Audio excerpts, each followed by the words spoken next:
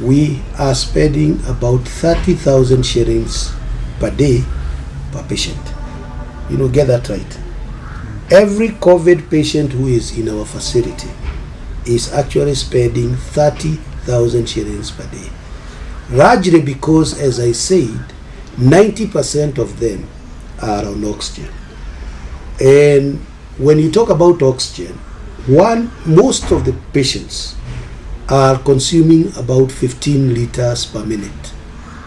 So the 3-ton that we are talking about in Tigoni, oxygen tank, is being filled in every 48 hours. So if you can just do a quick calculation, that the average hospital stay for a COVID patient is 21 days. So for the 21 days, we are spending in excess of 600,000 shillings, 0.6 of a million, for one patient who has remained with us for 21 days.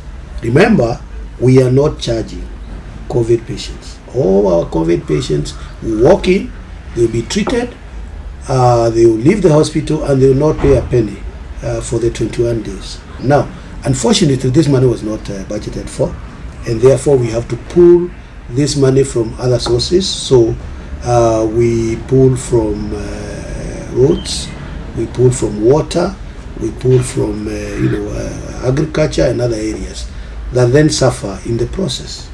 Now, during the first wave, frankly speaking, whatever I have, until that also, if I have to give out, I will give out if I can be saving my country from COVID. I will never stop giving free oxygen until there is no COVID in the country.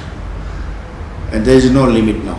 And I don't want to say how much, because it is impossible for us to count it. But I will continue till my lifetime if need be. But I want my people to be saved, any hospital, any part of the country, from this oxygen. It is acute shortage of oxygen in the country.